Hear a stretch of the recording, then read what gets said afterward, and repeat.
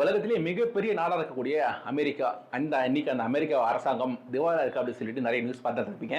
US government shut down அப்படின்னு சொல்லிட்டு இந்த நியூஸ் பார்த்துட்டு இருப்பீங்க.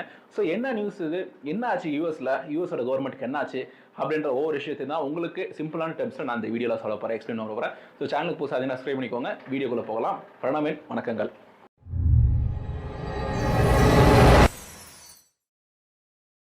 அதாவது சிம்பிளாக ஆரம்பிச்சிடுறேன். யூஎஸ் கவர்மெண்ட் பொறுத்த அளவுக்கு என்னன்னா, நம்ம இப்போ இந்தியன் கவர்மெண்ட்ல வந்து ஏப்ரல் டயத்தில் இந்த பட்ஜெட் வந்து போடுவோம். அதுக்கப்புறம் வந்து ஏதாவது கவர்மெண்ட் மாறிச்சு அப்படின்னா நமக்கு இந்தியன் எலெக்ஷனுக்கு வந்து படி பார்த்தீங்கன்னா இன்ட்ரீம் பட்ஜெட் அப்படின்னு சொல்லி போடுவாங்க. எலெக்ஷன் வருதுன்னா இன்ட்ரீம் பட்ஜெட் போடுவாங்க. புது அரசாங்கம் வந்த உடனே அந்த பட்ஜெட்டை வந்து கம்ப்ளீட்டாக போடுவாங்க. அதே மாதிரி தான் இப்போ 2024 வந்து இன்ட்ரீம் பட்ஜெட் போட்டிருந்தாங்க. நம்ம திருப்பி வந்து மோடி அவங்க வந்து 3வது முறை வந்து பிரைம் மினிஸ்டராக வந்திருந்தாங்க. அவங்க வந்து ஃபுல் பட்ஜெட்டை வந்து திருப்பி போட்டிருந்தாங்க. அந்த விஷயங்கள்லாம் பார்த்துருப்பீங்க. அதே மாதிரி சப்போஸ் அப்படி இல்லைன்னா ஒரு நார்மலாக நடந்துட்டு இருக்க ஒரு 4 வருஷத்துக்கு என்ன பண்ணுவாங்கன்னா ரெகுலரான பட்ஜெட் தான் போட்டுட்டு இருந்திருப்பாங்க. அதுவும் எல்லாருக்கும் தெரியும். அதே மாதிரி தான் யூஎஸ்லேயும் வந்து அவங்களோட ஃபினான்ஷியல் இயர் வந்து அக்டோபர் 1ஆம் தேதியிலேருந்து ஆரம்பிக்குது. ஸோ வந்து என்ன பண்ணுவாங்கன்னா செப்டம்பர் 27, 28 அந்த மாதிரி தேதிகளில் வந்து காங்கிரஸ் கூடும். அதாவது சினேட் அப்படின்னு சொல்லிட்டு ஒன்று இருக்குது, யூஎஸ் காங்கிரஸ் அப்படின்னு சொல்லிட்டு ஒன்று இருக்குது. அதை பற்றி உங்களுக்கு வேணுமா சொல்லுங்கள், திருப்பி தனியாக ஒரு வீடியோ போடுறேன். ஸோ வந்து அந்த காங்கிரஸில் வந்து பார்த்தீங்கன்னா 90 மெம்பர்ஸ் கிட்ட இருப்பாங்க. அந்த 90 மெம்பர்ஸ் கிட்ட வந்து அவங்க வந்து ஒரு ஓட்டிங் பண்ணணும். அது எதுக்கு அப்படின்னு சொல்லி பார்த்தீங்கன்னா, யூஎஸ் கவர்மெண்ட்ல வந்து ஃபண்ட் அலோகேட் பண்ணியிருப்பாங்க. அந்த ஃபண்ட் அலோகேட் பண்ணதை அப்ரூவ் பண்ணாங்கன்னா தான் அந்த ஃபண்ட்ஸ் அவங்க கிட்ட ஆக்சுவலாக இருக்கும். யூஎஸ் கவர்மெண்ட்டை செலவு பண்ணுறதுக்கு காசு இருக்கும். அது வந்து தனியாக வந்து ஃபண்ட் ரைஸ் பண்ணுறதுக்கு இவ்வளோ தான் வந்து ஃபண்ட் ரைஸ் பண்ணணும் அப்படின்னு சொல்லிட்டு கடன் வாங்கணும் அப்படின்னு சொல்லிட்டு ஒரு பில் இருக்குது. அது தனியாக கேள்விப்பட்டிருப்பீங்க. இந்த சமயத்தில் ஒரு டவுட் வரும், கடன் வாங்குறதுக்கு இவ்வளோ தான் வாங்கணும் அப்படின்னு சொல்லிட்டு ஒரு சீலிங் இருக்குது. அதை வந்து அப்பப்போ சீலிங் வந்து பிரேக் டவுன் பண்ணி கடனை வந்து ஏற்றிட்டே போவாங்க. அது வேறு. ஆனால் இந்த விஷயத்தில் அவங்ககிட்ட காசு ஆல்ரெடி இருக்கும்.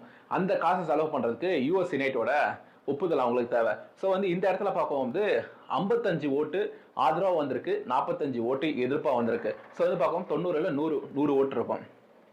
ஸோ வந்து சினேட் இதில் ஸோ வந்து 100 ஓட்டில் வந்து அவங்களுக்கு 60% வந்து சப்போர்ட் வேணும். ஸோ அப்படி பார்க்க வந்து 60 ஓட்டு வந்திருக்கணும். ஆனால் வந்து அவங்களுக்கு 55 ஓட்டு தான் வந்திருக்கு.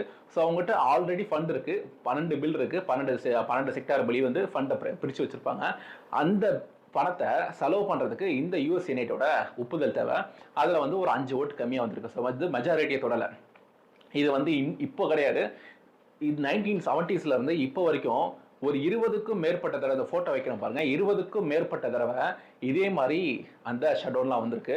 ஸோ வந்து இந்த ஷட்டவுன் வந்துருச்சு அப்படின்னா, யூஎஸ் செனேட் ஒப்புதல் கொடுக்கல அப்படின்னா இது வரைக்கும் வந்திருக்கும்ல, அதெல்லாம் அதிகபட்சமாக இருந்தது வந்து பார்த்தீங்கன்னா 30 நாட்கள் இருந்திருக்கு. அந்த 30 நாட்கள் தான் வந்து இந்த ஷட்டவுன்றது இருக்கும். அதுக்குள்ளேயே வந்து ஆல்டர்னேட்டிவ்ஸ்லாம் ஃபைன் பண்ணி அந்த ஷட்டவுன்றத ஒப்புதல் வந்து அந்த யூஎஸ் சினேட்லேருந்து வாங்கிடுவாங்க. ஸோ இந்த மாதிரி ஷட் டவுன் ஆச்சு அப்படின்னா சொல்லிட்டு என்ன பண்ண ஆகும் யூஎஸ்ல அப்படின்னு சொல்லி கேட்டிங்கன்னா, இந்த மாதிரி பப்ளிக் பார்க்ஸ்லாம் இருக்குது பார்த்தீங்களா, அந்த பப்ளிக் பார்க்கில் இருக்கக்கூடிய எம்ப்ளாயீஸு, கவர்மெண்ட் எம்ப்ளாயீஸு ஆர் மிலிட்ரியில் இருக்கக்கூடிய எம்ப்ளாயீஸு, இந்த மாதிரி இருக்கிறவங்களுக்கு கொடுக்க வேண்டிய சேலரி, பர்ச்சேஸ் மிலிட்ரி எக்யூப்மெண்ட்ஸ் பர்ச்சேஸ்லாம் வேறு, இந்த மாதிரி கொடுக்க வேண்டிய சேலரிக்கு வந்து போட்டிருக்கக்கூடிய பட்ஜெட்டில் தான் வந்து இந்த சினேட் வந்து ஒப்புதல் வாங்கணும்.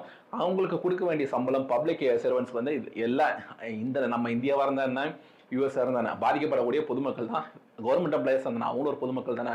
ஸோ வந்து இந்த மாதிரி அவங்களுக்கு கொடுக்க வேண்டிய சம்பளம், இந்த மாதிரி விஷயங்கள், அது மட்டும் இல்லாமல் சயின்ஸ் ரிசர்ச், மெடிக்கலுக்கான ரிசர்ச், இந்த மாதிரி விஷயங்களுக்கு ரிசர்ச், மியூசியம், பப்ளிக் மியூசியம், இந்த மாதிரி பப்ளிக் சர்வீசஸ்லாம் வந்து பாதிக்கப்படும். அவங்களுக்கு உண்டான சம்பளங்கள், அதுக்கப்புறம் அந்த பார்க்குக்கு வந்து நிர்வகிக்கிறதுக்கு ஒரு காசு கொடுக்கணும் மாதம் மாதம் government, public parks, government old பார்க்ஸுக்கு, கவர்மெண்ட் வழிநடத்துகிற பார்க்ஸுக்கு, அப்புறம் பப்ளிக் மியூசியமுக்கு எல்லாம் வந்து கவர்மெண்ட் காசு கொடுப்பாங்க. அந்த காசு எல்லாமே வந்து தடைப்படும். ஸோ வந்து இந்த மாதிரி அந்த ஷட்டவுன்றது இயங்கும். இந்த ஷட்டவுனை எப்படி சரி பண்ணுவாங்க அப்படின்னு சொல்லி கேட்டிங்கன்னா, இந்த யூஎஸ் சினேட்டுக்குள்ளேயே வந்து அடுத்த ஒரு மாதத்துக்குள்ளேயே இன்னொரு சபையை வந்து கூட்டிட்டு இந்த 100 பேர் இருக்காங்க பார்த்தீங்களா, இந்த 100 பேருக்குள்ள பேச்சுவார்த்தைலாம் நடக்கும், டீலிங்ஸ்லாம் நடக்கும் அப்படின்னு சொல்லி சொல்கிறாங்க. ஸோ வந்து அந்த உள்ளூர் பாலிடிக்ஸ் பற்றி நம்ம ஏதாவது ஒரு இன்னொரு ரொம்ப டீட்டெயிலான எக்ஸ்பர்ட் இருந்தால் நம்ம ஃபியூச்சரில் ஒரு இன்டர்வியூ போடலாம். அந்த மாதிரி அவங்க 100 பேருக்குள்ள ஒரு டிஸ்கஷன் பண்ணி, இந்த அதிகபட்சமாக இது வரைக்கும் இருந்தது 30 நாட்கள் தான், அதுக்குள்ளேயே ஒரு டிஸ்கஷன் ஒன்று பண்ணி திருப்பி ஒரு பில் ஒன்று பாஸ் பண்ணி விடுவாங்க. இந்த ரெகுலராக பாஸ் பண்ண வேண்டிய பில்லை பாஸ் பண்ணி விடுவாங்க. அப்படி இல்லை அப்படின்னா ஒரு 12 பில் தனித்தனியாக போடுவாங்க. 12 செக்டாருக்கு வெளியே பிடிச்சிருப்பாங்க. அந்த 12க்குமே ஒன்றா போடுவாங்க. அந்த 12மே தனித்தனியாக போடுவாங்க. அப்படி போட்டு ஒன்று பாஸ் பண்ணிவிடுவாங்க. அப்படி எல்லாமே இது எல்லாமே யூஎஸ்ல இருக்கக்கூடிய ஆன்டி டெஃபிஷியன்சி ஆக்ட் அதுபடி வந்து இதெல்லாம் செஞ்சே ஆகணும். ஸோ வந்து இப்படி எப்படியாவது இது வரைக்கும் அதிகபட்சமாக 20-30 நாட்கள் இருக்குது அப்படின்னு சொல்லி பார்க்குறோம். இது இது இன்னைக்கு அதே மாதிரி ஒரு 30 நாட்களுக்குள்ள ஏதோ ஒரு ஆல்டர்னேட்டிவ் செஞ்சிருவாங்க. இது எப்படி அப்படி சொல்லி கேட்டிங்கன்னா இது வரைக்கும் 30 நாட்கள் அதிகபட்சமாக இருந்திருக்கு.